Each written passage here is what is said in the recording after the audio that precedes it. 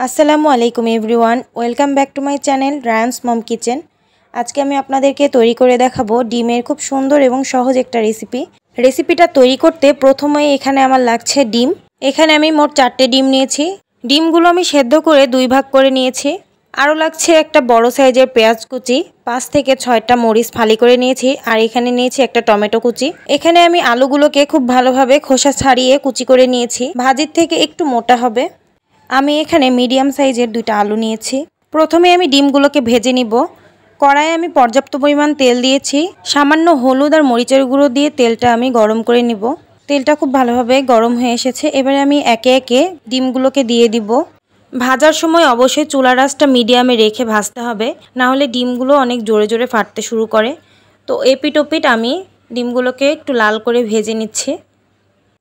ডিমগুলো খুব ভালোভাবে ভাজা হয়ে গিয়েছে, এবারে তুলে নিব। ডিম ভাজা তেলেই পুরো রান্নাটা এখন আমি করে নিব। তেলটা আমি খুব ভালো করে আবারও গরম করে নিয়েছি।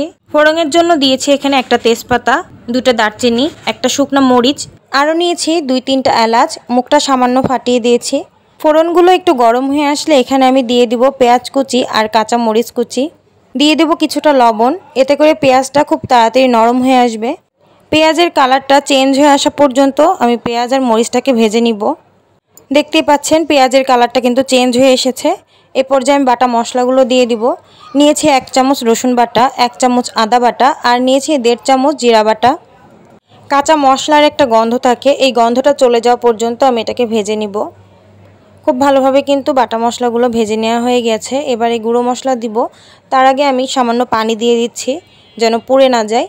1 চামচ হলুদ গুঁড়ো, 1.5 চামচ মরিচ গুঁড়ো, আর নিয়েছি 1 চামচ ধনিয়া গুঁড়ো। মশলাগুলো খুব ভালোভাবে কষিয়ে নেওয়া হয়ে গিয়েছে, তেলটাও ছেড়ে এসেছে। এ পর্যায়ে অ্যাড করে দিচ্ছি কুটে রাখা আলু। এবারে আলুগুলো মশলার সাথে খুব ভালোভাবে মিশিয়ে নিতে হবে। মেশানো হয়ে গিয়েছে, এবারে ঢাকনা দিয়ে ঢেকে দিব। আলুগুলোকে 5 থেকে 6 মিনিট এভাবে কষিয়ে নিব। 5-6 মিনিট পর ঢাকনাটা তুলে আবারও কিছুক্ষণ নেড়েচেড়ে সামান্য পানি অ্যাড করে আমি আরও 2-3 মিনিটের জন্য এটাকে কষিয়ে নিব। 3 মিনিট পর আলুটা খুব ভালোভাবে কষানো হয়ে গিয়েছে। এখন আমি এখানে অ্যাড করে দেব টমেটো কুচি। এখানে আমি বড় সাইজের একটা টমেটো দিয়েছি। আবারও কিছুক্ষণ টমেটোগুলোকে আলুর সাথে ভালোভাবে নেড়েচেড়ে মিশিয়ে দিব। খুব ভালোভাবে টমেটোগুলোকে আলুর সাথে মেশানো হয়ে গেছে। এবারে এখানে আমি ঝোলের জন্য পানি অ্যাড করে দেব। এখানে আমি 2 কাপ পানি দিয়েছি। বেশি ঝোল হবে না, তরকারিটা একটু মাখো মাখো হবে। 2 কাপ পানিতেই সম্পূর্ণ রান্নাটা হয়ে যাবে। ঝোলটা খুব ভালোভাবে ফুটে এসেছে। এবারে ভেজে রাখা ডিমগুলো এর ভিতরে আমি দিয়ে দিব।